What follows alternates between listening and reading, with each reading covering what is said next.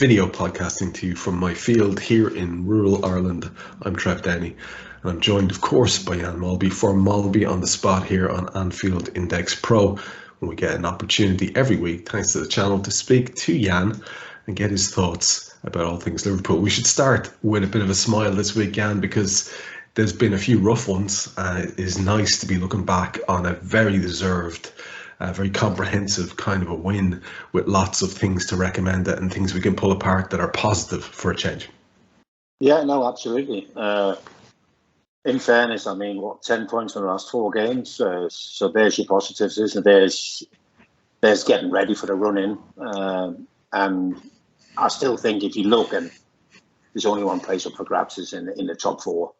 We've got the 2 Manchester clubs and Arsenal nailed on. But we're better than the other clubs chasing fourth. The handicap we have is that we're a little bit behind them in terms of points, isn't it? But we're definitely better than them. So if we can keep this up, but Trevor, there's a monster running of fixtures coming, isn't it? That's for sure. There really is, and we take it back to that thing of the uncertainty and the feeling of uncertainty you get with each game, and that comes from inconsistency in performance. But there were, like I said, a few things we need to be careful not to get carried away. We were careful last time we got a good run of results to just not be too gung-ho, and it would be wise to do it again because there is a level of inconsistency here. But there were some things, Jan, I thought that looked really, really encouraging. The main one was to see, for me, the main ones were to see Fabinho returning to doing Fabinho things, and even being a presence in the opposition box, which is tremendous. And to see that interconnection, for example, on the final goal, seeing Mo on the score sheet again, these are all kind of things. I was saying it towards the end of the last campaign. We need a fit and firing Salah. We need to be getting that kind of extra edge that he brings, even if it is just goals on the sheet. So there were a few things, and also the return to form of Trent Alexander-Arnold, which has been a massive talking point. It was nice to see him look a lot more like himself. Several other things we can pick apart, but with those 3 kind of first team, those 2 first team regulars, and that, like I say, a return to something like our normal form, it's heartening, isn't it?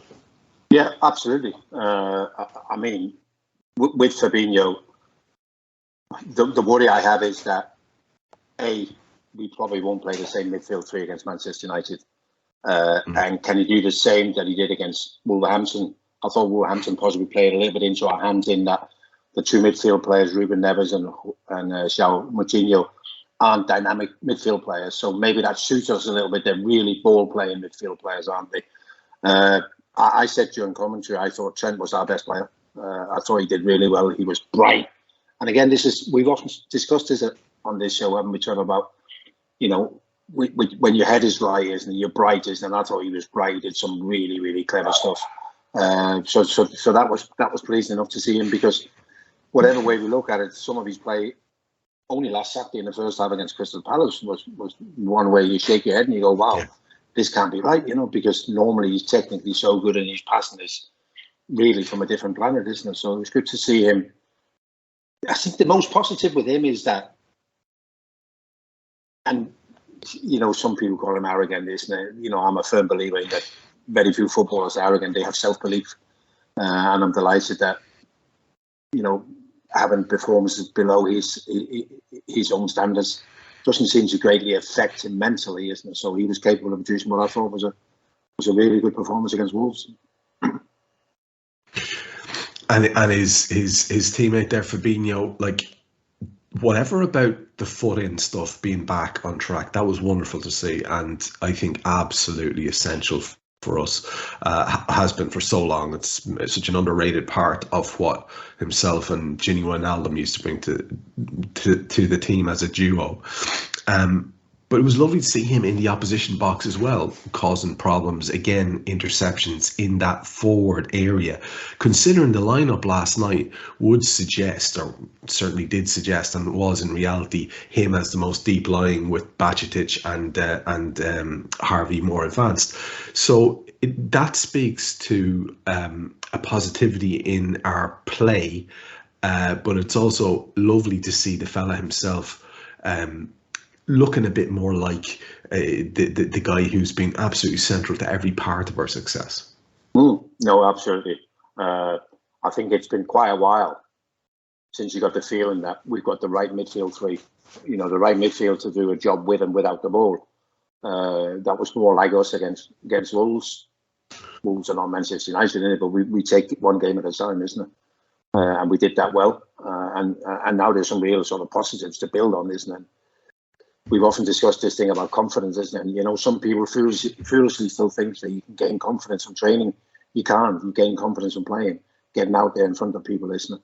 And, our outings, if we can erase the memories from the Real Madrid game, of late have been pretty good. Now, you have mentioned last week we were speculating about what the lineup might be, and you had mentioned Harvey Elliott in the mix for midfield. And I will admit that when I saw the selection and I was looking at Harvey in midfield, I was saying, okay, well, obviously we know Henderson hasn't been himself at all for quite a while, and he does seem to get gassed during games quite early, so okay. But I was left lamenting a little bit, Jan, the fact that we were looking at this kid who, whatever else he is, he's a lively kid, he's fantastic attitude, he has attacking talent to burn, but he is not defensive minded. Now, he may chase a runner, he may do that dogged stuff, but he doesn't have that mindset to his game, and it felt like another square peg in a round hole. And Klopp has persisted with Harvey in that position. I thought we saw, when he was rid of the burden of tracking back, not only a better performance from him, but it leaves us with someone who can theoretically do that job. Now, of late, you would have to say Jordan hasn't been doing that job. So I suppose what I was left doing was shaking my head, Jan, and thinking, Jesus, we really have very few options. I think if you look at the bench, you could have put Ox in there, theoretically, assuming you wanted to rest Fab. Assuming you wanted to rest the captain, you could have put Ox in there, and that was your little lot. It really spoke volumes. I know Thiago's injured, but it really spoke volumes about the level of footballer we have in that really critical position. It's a big ask, I feel, for Harvey Elliott to do that role in the way that a Klopp team needs him to do. What's your thoughts about him maybe persisting in that position? You seem to suggest that that's a good sort of blend. Do you think it is overall, or is it just that it's better than what we've seen recently?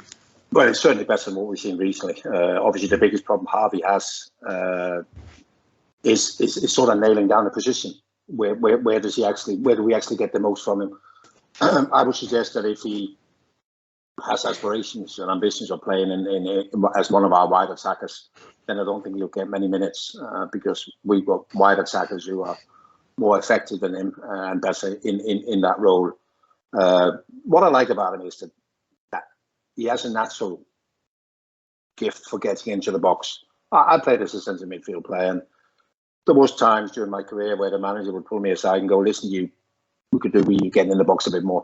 That was not natural to me. But when you think about it, when you've just been told, you sort of do it, don't you? But it's like not naturally. Harvey has that natural wanting to get in the box, isn't it? We saw that, especially with the header in the first half when he probably should have scored, isn't it? But he has that. So that just gives us a little bit different because you get distance between your three centre midfield players, which means there's distance between their midfield players, isn't it? Because they have to follow runners and stick with players, isn't it? So it always has an effect. It was one of them things in Ronnie Moran used to say, isn't it? Move the ball. Every time the ball moves, everybody moves.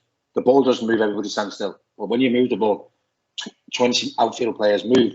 They might only be 1 metre that way or whatever, but everybody moves. And it's the same with that kind of thing, isn't it? Harvey Elliott runs into the box. Well, the opposition midfield players aren't just going to let him run, are they? Somebody's going to go with him, isn't it? So then all of a sudden you have one of theirs even further back than what they would ideally like, isn't it? And I think sometimes we miss that. We never missed it, in fairness, when we were at our best with Henderson, Fabinho and Wijnaldum. And Wijnaldum had a little bit of an ability to get into the box, isn't it? But with this group of players and the slight problems we still have with nailing that sort of false number 9 position, and getting a clear way of how we want to play, whether that's with shots or Bobby or Darwin or Gakpo or whoever, you know. I think it's important that we can offer a little bit more for midfield. I mean, the centre midfield generally has been highly criticised for the lack of goals, and I think that's it's fair in a way, but I don't think Klopp demands goals from his midfield, so it is a bit of a catch-22 situation. Yeah, it feels that way. And I suppose I was looking at it in a very simplistic way. I was looking at if Harvey's nominally the right-sided midfielder and Trent is having issues, which he was going into the game, and Mo's not exactly the best version of Mo, or maybe not exactly a fella you'd be relying on to do tremendous covering runs for an entirety of a game. We know he can do it. I thought, are we looking at another risk of exposure there for the young man at fullback, and it just seems like it's a tough balancing act for the manager at the minute. I do have a lot of sympathy for the fact that there's only so many pieces he has to move around, but you get that sort of niggling thing in the back of your head, don't you, about, well, how much of that scenario is kind of self-inflicted in terms of whether it's at his level or the level just above, us not going and making that those purchases, which now, Jan, there's nothing but endless stories about this lad and that lad, and we're back in this cycle again. You feel a bit crazy, don't you? It feels a bit mad that we're going around mentioning all the same names again and all the same links again and talking about budgets. It's just, it starts to get a little bit tedious, doesn't it? If we could just stick to the football, Trevor, it would be wonderful, wouldn't it? But obviously everything else gets in the way, and there was a massive build-up to the Wolverhampton game, and you know, talking about Mateus Nunes from Wolves, and this was his big chance of. I mean, you don't need to come to Anfield to play well for Liverpool to be interested. Liverpool would have already decided yes or no whether they're interested or not. So the boy doesn't have to come to Anfield and produce, which he didn't, to be fair. But we're going to have this now, aren't we? We're going to be linked with everybody, and it is still mainly midfield players. And I totally agree with that, isn't it? But yeah, if we could just stick to the football, Trevor, it would be absolutely wonderful.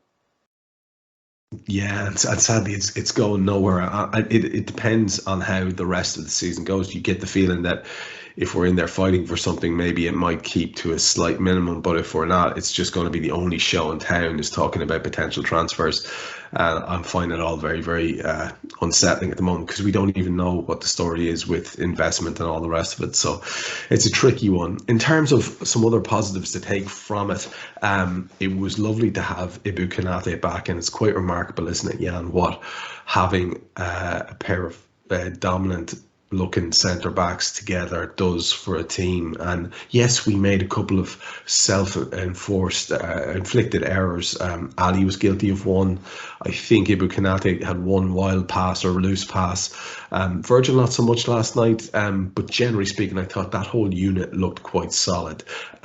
It seemed to me, with the exception of I think the early goings where Wolves had an effort or two really early on, it seemed as if anything they were going to get was going to be as a result of us cocking up as opposed to them being on top. Does that make sense?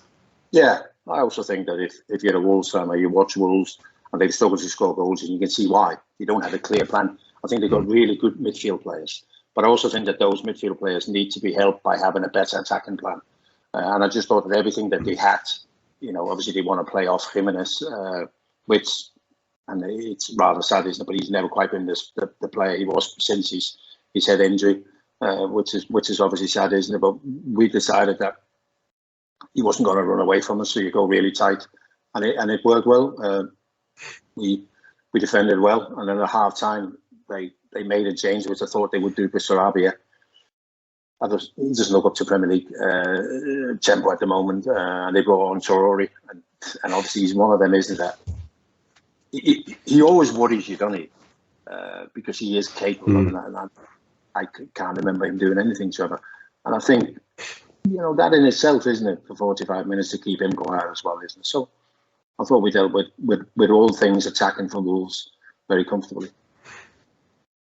The stream that almost everyone in the world was watching, because it was very restricted amount of coverage last night, had whatever commentator from the Peacock channel in the States, and Stephen Warnock was co-comms on it, and Stephen was obviously he was feeling quite depressed in himself. He was very negative about everything to do with Liverpool, and he was predicting that when Traore came on, he was going to give our left back a torrid time. But to be fair to our the main man, Costas really put him. I thought it was the first interaction between them. Costas got on top and pretty much stayed there. You're right. I don't think Traore offered anything. I have a question to put to you. Can you imagine 1986, 1988, something like that? You're taking the field and you are 25 minutes into a game, one of the opposition members gets injured, and on runs a lad who's oiled up his arms. I mean, what have we become? Yeah, I'm looking at this guy going, and you know the story. The official story is that it's so that opposition lads who try to hold on to him will slip off. I mean, are we serious? No, we can't be each other. We can't be serious. Is that me telling you that you're all going to be in my wake? You're all going to be running behind me, and your only chance is by pulling my arms. But I've worked that one out. I'm a slippery one. You can't catch me. So, exactly. Oh, bless their heart. I mean, they're trying to sell that story, but I'm not buying it. Do you know what? Do you believe he's never lifted a weight in his life? He tells us. Yes, we spoke about this briefly last night on the show as well. This concept that he's never lifted a weight. Now, look, yeah, I mean, you've been around professional athletes for a lot of years, and you know what it looks like. Footballers, the way football training is going, it can lead you to be quite lean and sort of sinewy and stuff like that. You want to look like that kid. You have to be like the lads who are either side of me most evenings in the gym, absolutely killing it with weights. You have to do that. It's the only way to do it. I mean, what is he trying to convince us, Jan, that he's got a very heavy hairbrush or something? It's daft. Yeah, I find it actually daft. And it would have been much easier, wouldn't it, to say, well, listen, you know, I spent a bit of time in the gym, isn't it? But yes. He's chosen a different route, hasn't he? He's chosen a different route, and I don't know. I honestly don't know what the point of trying to pull the wool over our eyes is. But anyway, there we are. Again, it looked. It felt a little bit more positive in the build-up. You mentioned that during the week, and we had a period where there were a lot of prickly press conferences and stuff like that. And it just seems as if Kloppo's decided that the only way to do this now is kind of smile through it and bat away the questions that sort of annoy him. And I think that mindset will be as important as anything, because you do get the impression there was fellas bringing out quotes during the week, Jan, from Sadio Mane saying, the players really love Klopp and you know, he'll get them through this. I found it weird. It's as if does Jurgen Klopp need defending? And then I go on my social media and I see endless idiots who claim to be Liverpool fans who are done with him. It's so fickle, isn't it? It is remarkable, you know, absolutely. And you were talking before that the only way you could watch the game was downloading it. That's why you need to live in Denmark, Trevor. We don't have those problems in Denmark. Yeah.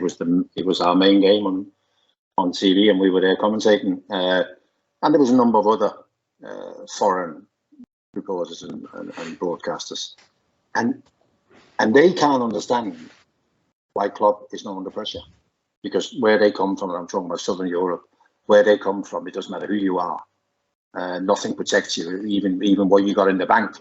And they just couldn't understand why he was under pressure. And they were saying, when will he be a civil? The big summer rebuild, whatever happens, he'll be in charge, regardless of what happens this season. If we finish fourth or we finish ninth, he will be the man trusted with that rebuild, isn't it? They just couldn't understand that, you know, incredible. So, If that's the level you're talking about with people in the business, then you can fully understand probably some young kids on social media, isn't it, who just don't know what it takes. Because also for Klopp to get us where he got us to, that took a bit of time, didn't it? And you sort of tend to forget that, and then you get there, and then you want to stay there. So the rebuild might take a little bit of a while. It might take 6 months before we get all our bricks in the right places, isn't it? But it is just remarkable, isn't it? That we live in a world where the first reaction to every problem is to dismiss somebody, or sling your crazy, hug. crazy. Yeah, crazy. Do you buy into the rebuild narrative now fully? Are you on board with that? Because you can understand people would be a bit cautious because, there are all sorts of stories about the level of funding that could be potentially there or not there, depending on Champions League, blah, blah, blah.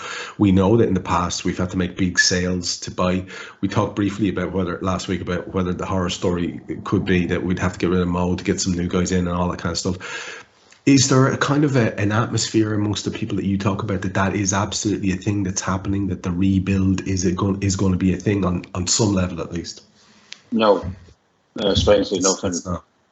No, and look at being in the press room, and there is always better informed people than others, and some of the better informed people they're all going, be careful.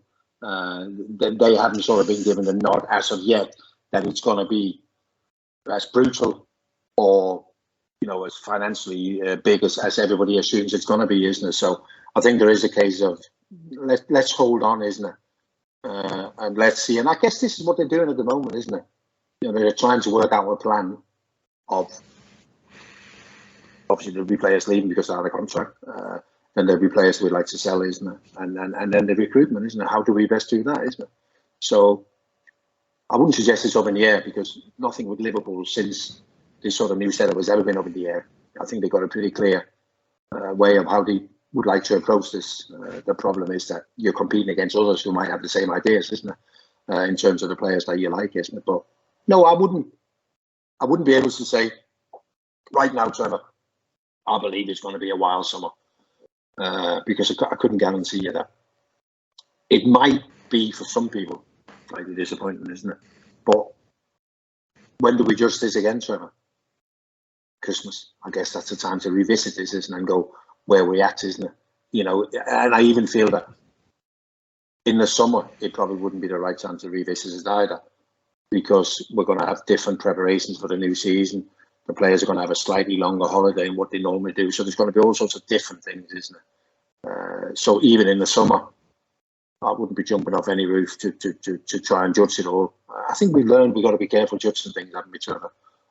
Because most of the time Liverpool are at least half a step ahead of everybody else, isn't it? So, but the moment I get something, Trevor, that's where you feel that somebody's now saying that I've heard that A, B, or C or whatever is going to happen, then we'll obviously announce it, isn't it? But no, at the moment I think it's a case of hang fire.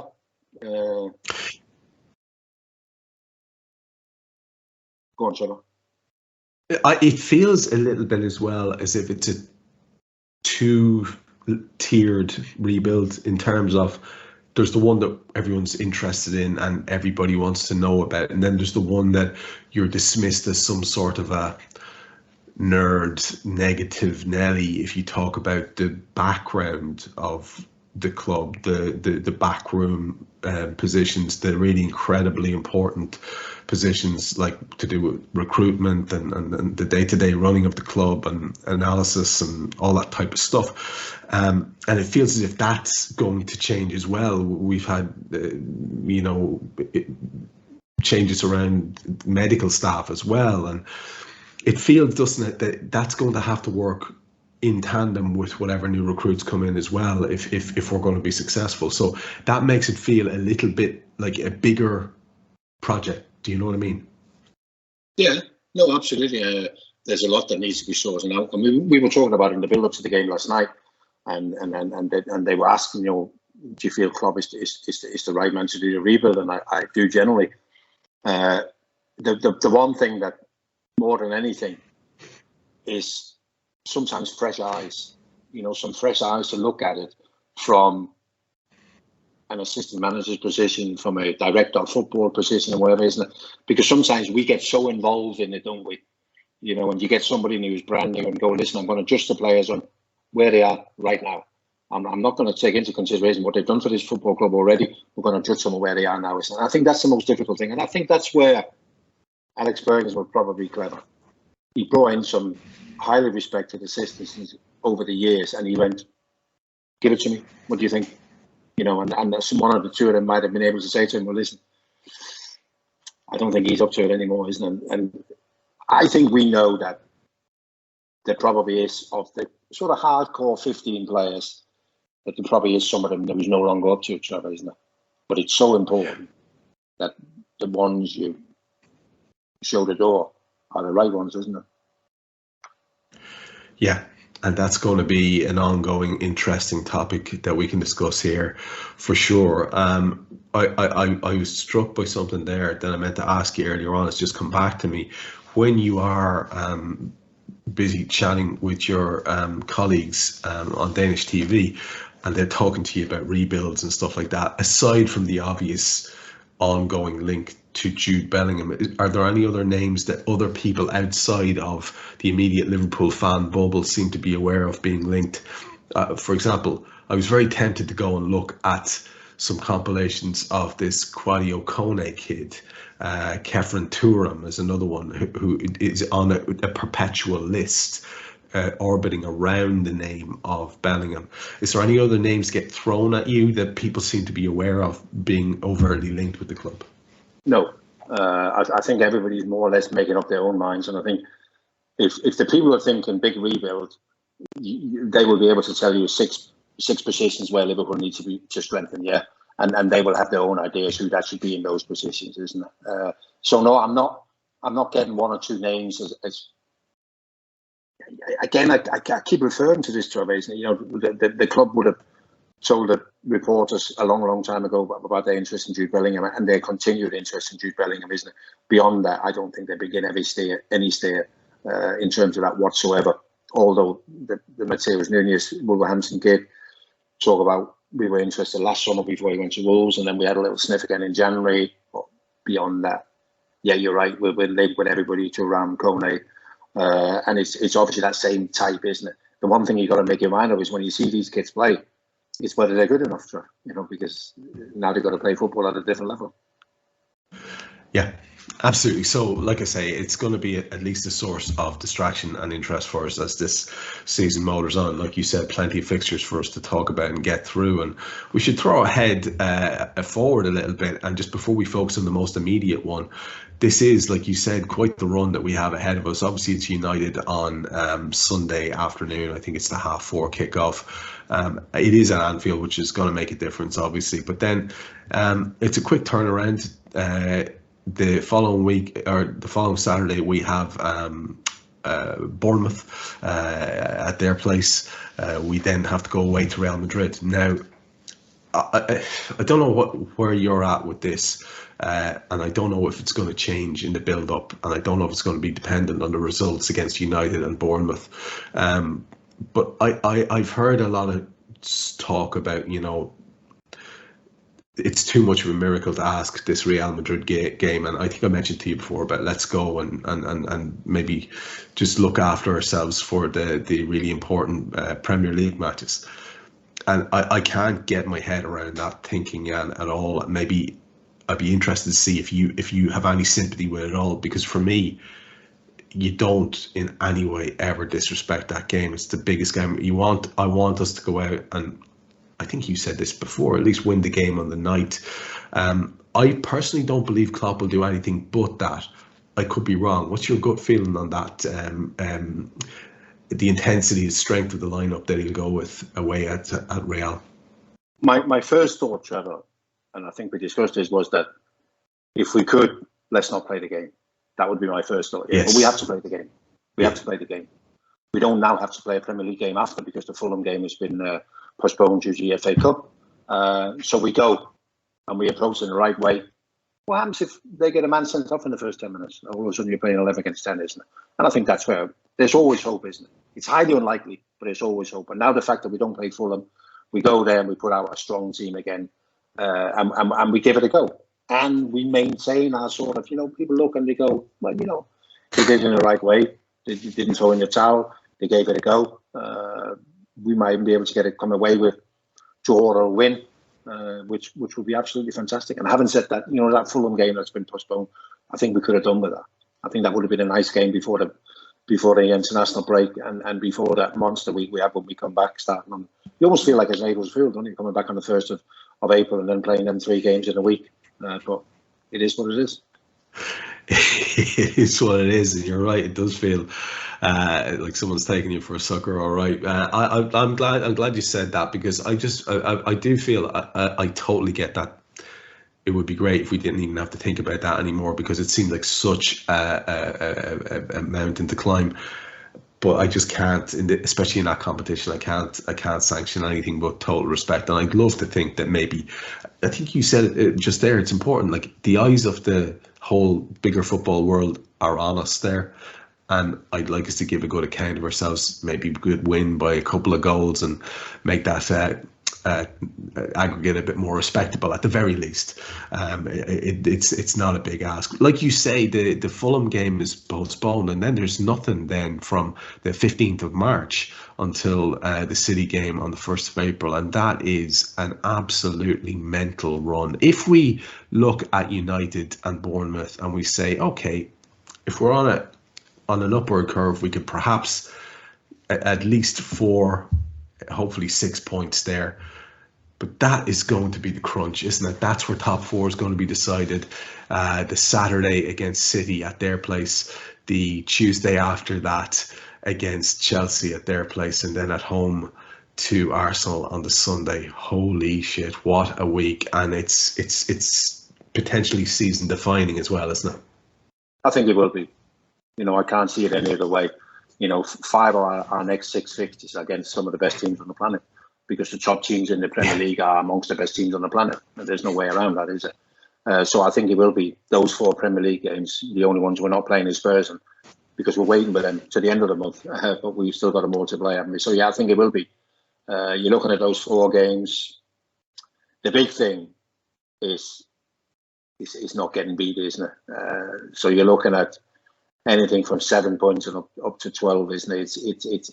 It's in that range where you need to get, isn't it? It's going to be tough, isn't it? Because 2 of them at home, where I think we've been good at home. I don't think it's a massive big problem at Anfield. And of course, 2 of them are away, where we haven't been anywhere near our best. Yeah, yeah. I wonder if I found myself reading too much into last night, so we should not do that. Let's look ahead to the United game, and it's always interesting to talk about this lot because you'll have been aware, no doubt, of the marvelous celebrations that were going on after the EFL Cup victory. I don't feel good about slagging anyone off for celebrating a trophy. I'm not into that kind of. I find that a little bit petty, but there was an awful lot of sneering. And the context for some of the more sensible sneering was, well, they were laughing at us. It's like playground stuff, right? So now we'll laugh back at them with their Mickey Mouse cup, inverted commas, and all that kind of stuff. Here's the actual question coming out of that. Do you think, and we saw Jose Mourinho do it, we saw, I think, Guardiola do it.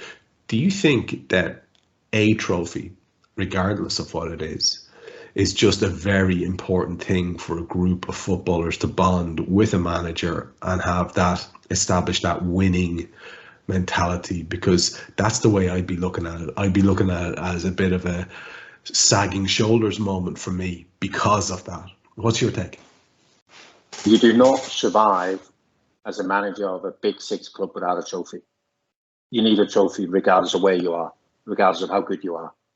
This century, Trevor, there's been 24 winners of the League Cup, what is called the Small Cup, the Mickey Mouse, whatever it's called, yeah. 19 of those winners has come from the Big 6. So it is a competition that everybody takes unbelievably serious, isn't it? Since Swansea won it in 2013, only 4 clubs have won it. City, Chelsea, United and Liverpool. You don't need any more proof how important a trophy is, regardless of what it is. As it happened, I was at Wembley on Sunday. And I have to say, I've been to Wembley a lot of times. And it is the first time Newcastle's ever been to the new Wembley. It's the first time since it's been 1999. But I have never seen anything like the Geordies. The black and whites everywhere. It was just incredible, Trevor. And you're walking up and you're thinking, I was a bit, this is the little cup, isn't it? You know what I mean? But to try and tell anyone at Wembley last Sunday about that, but it was just incredible. And the one thing I always think in these situations, Trevor, is that nobody who's travelled down to London with a ticket or without a ticket considers losing, do they? You know, we're here to win, aren't we? And I can only imagine they were talking about anywhere between 65 and 100,000 Geordies who come down. It's a long way back, isn't it? But yeah, I think we possibly need to be a little bit more respectful for the League Cup, isn't it? Because the big clubs, they take it serious. United's last 3 games were cup games, including that final. They had a 3-1 victory in the FA Cup 5th round yesterday against West Ham, which again is an impressive result. And before the 2-0 EFL Cup final win over Newcastle, they had defeated 4-3 Barcelona 4-3 on aggregate. That's Barcelona. You gotta pause here for a second and think, shit, there really could be something coming together for this lot, and not sneer at the secondary nature of the trophies, and just think, have we got a manager here who is actually putting together some sort of an ethos, some sort of a way of playing with a specific bunch of players that he's only going to make more and more his. And it's a worry, isn't it, to see things taking hold reasonably early for them. Now, if it's only the EFL Cup, that still represents success. If it's only the EFL Cup and Champions League, that's them on the right road. But they could actually have another European Cup of a variety under their belt as well by the end of the season, and an FA Cup. Who knows? I mean, they are in all the competitions they're in, like just like we were. What do you make of that journey towards success? And maybe talk to us a little bit about the most recent game you saw them in, which I think was the United Newcastle final. I have to be honest, Trev, I've been impressed. You mentioned 2 things there. You mentioned a manager and an ethos, and that's what this guy's about. He comes from Ajax, has a background of doing things in a certain way, and Ajax have produced as many superstars as there's been at Manchester United over the years. They know exactly how to deal with these people, but they also know exactly what they expect from these people. So he's come into a football club over the last 5 or 6 years who's been treading water. It's like the Wild West, and buying player after player, having no clear plan what you wanted to do. And then the biggest thing, the most worrying thing going to happen at any football club is that the power is with the players. And the players had the power at Manchester United. There was no manager to control them. And I think a lot of that was down to the chief executive, Ed Woodward. He's gone now. They now got a manager who had a lot of battles to fight. But when you look at some of the things he's sorted out, Trevor, you know, whether it's the Ronaldo thing, how he's dealt with Harry Maguire, Jadon Sancho he sent away for 3 months to deal with his mental problems, Wan-Bissaka we thought was on his way out. Look at Rashford now.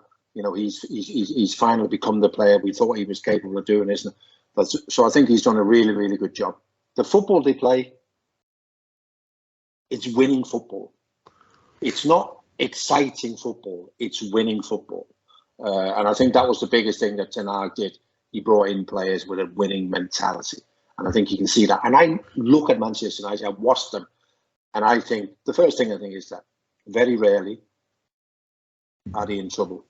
They're very rarely in trouble on the pitch because they've got so many good players, they've got so much know-how on the pitch, and that's a big worry. And that they always find a way of winning games. It's like the West Ham game in the FA Cup, isn't it? Getting beaten 1-0.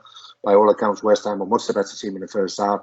Gets them in a half time, bang, bang, bang, come on, and then they're winning the game 3-1, isn't it?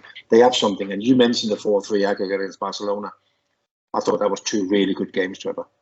You know, 2 really good teams going at it. So,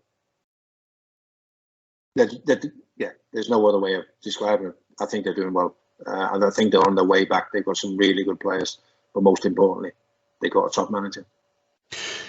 They're also on a hell of a run without a defeat. A lot of good wins under their belt in the league around all those various cup ties. They had a 3-0 win at home to Leicester on the 19th of Feb.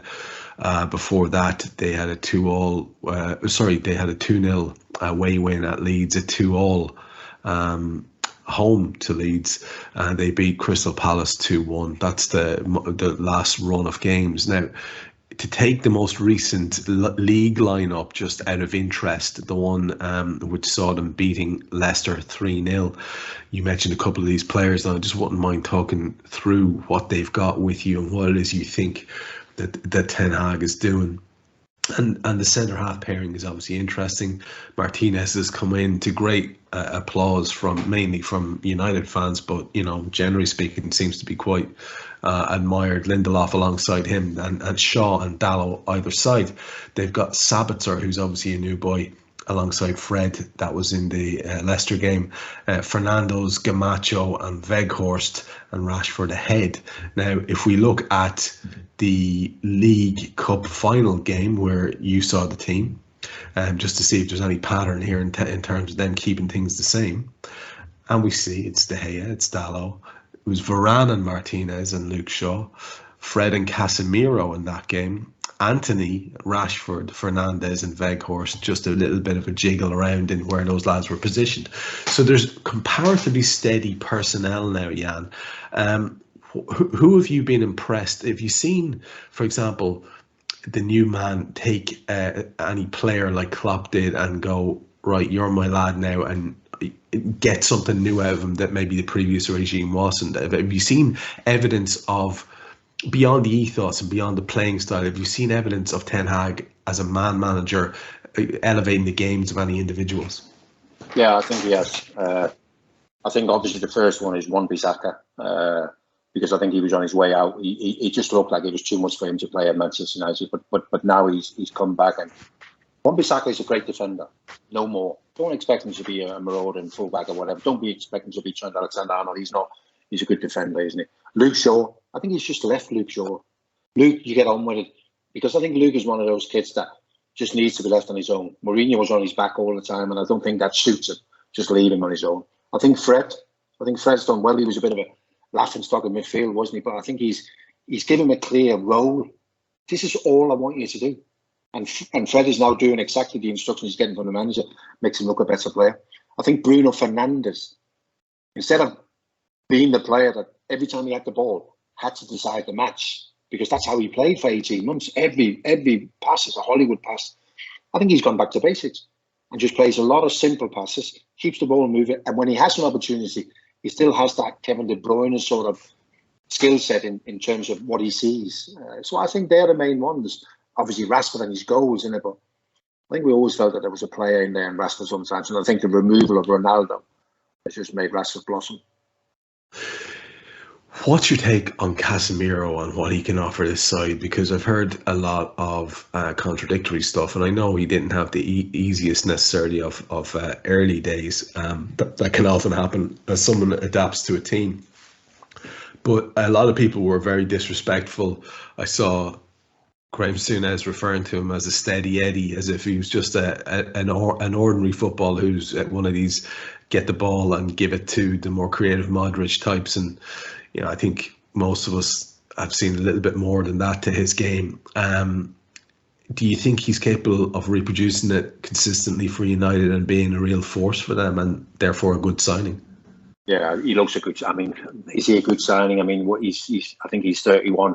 So maybe in terms of that, he's not a great signing. But for here and now, and I think for here and now, they needed a number 6 for Ten Hag to be able to do some of the things that he wanted to do, isn't it? And I just think that the boy's a winner. Everywhere he plays, he makes teams win. I think he's almost every cup final he's ever played in. He has this ability to make the players around him do what he wants them to do and to get the games won, isn't it? So he's a real sort of player with real know-how, isn't it? And he has that sort of trait in him as well, isn't it? He's very good at making sure that the opposition doesn't get into any rhythm either. Because you see Manchester United, and you mentioned a couple of games there, where they're dominated by the opposition. And he's one of the ones who then slows the tempo and takes the rhythm out of the game or whatever. So he's a very, very cute footballer. He's one of those footballers, I would say, he's a typical Mourinho footballer, in that he has all the tricks in the book. He's capable of doing it all, isn't he? And he's not scared of taking a yellow card either, if that's what is required. And I think the big bonus for United has obviously been his goals. He's got quite a few goals, especially from headers. So there's no doubt that the boy, he's a really, really good player. The only good thing for us, Trev, is he's 31. He hasn't got forever. As he's not as if he's 22, and you think, because finding the right number 6, we know, don't we? You know how that transforms your team.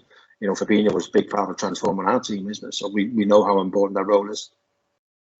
I'm going to come back to Fabinho just before we finish up the show with your prediction against United, but I've got 2 more United questions just to wrap up the chat here. The first thing is, what is your take on Weghorst? He's a player not a lot of people will have seen a lot of, and he seems to have made inroads into this United first team. What have you made of him?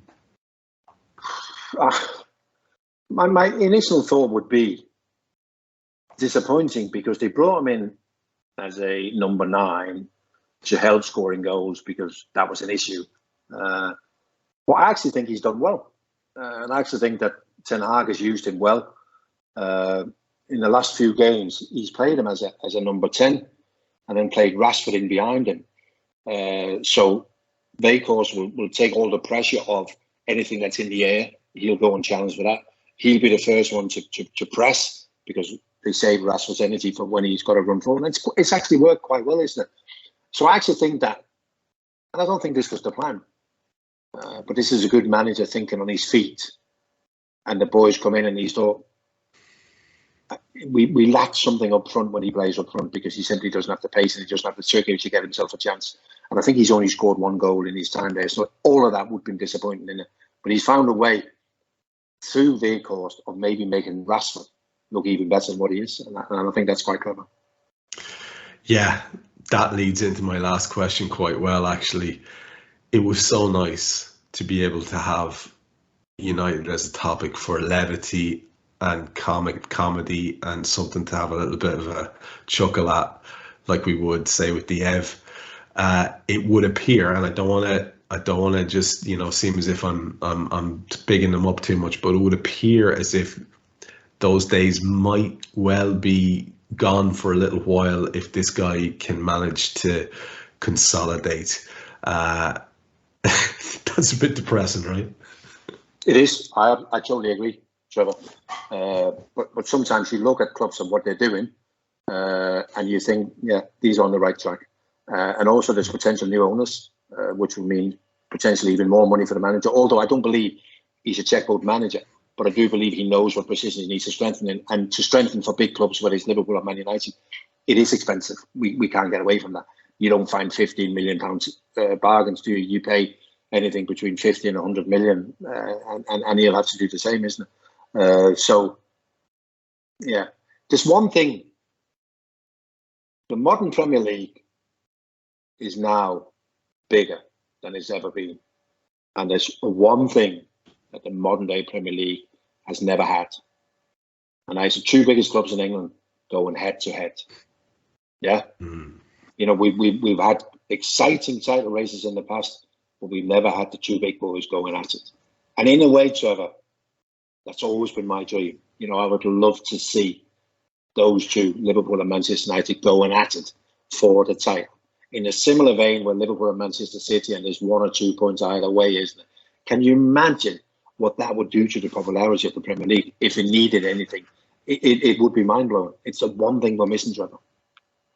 And it could be the case next season when City get relegated down to the conference or whatever nonsense they're talking about happening. I believe that when I see it. Now, I have to disappoint listeners that for the 3rd or 4th time in recent weeks, I'm going to have to wrap it up a little bit early because I've got stuff going on here with my folks. So I'm going to wrap it up just a few minutes earlier than usual, Jan, by doing the usual thing and asking you how you feel, because we actually have a full week, so we'll get a show in before the next game, which is the following Saturday. So let's just focus on United and what your gut feeling about how that will go is. I feel that United will come to Anfield and play a tactical game.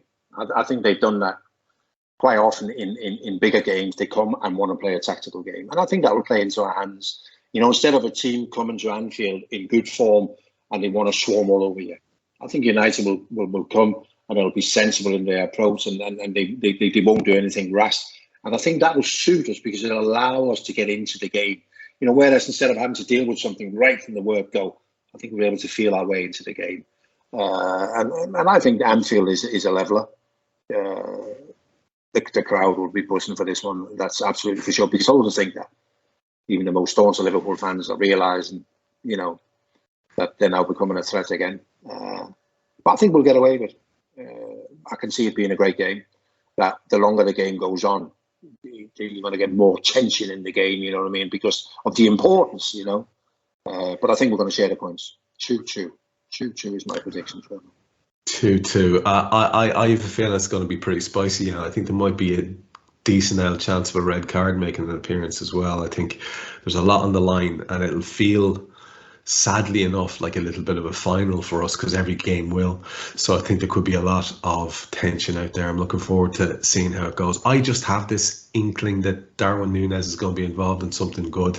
So my gut feeling is maybe we get a win. I don't know why. I'm not putting on the record because you're the prediction meister.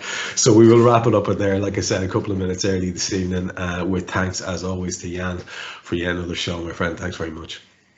You're welcome, sure. And we keep saying this, isn't it?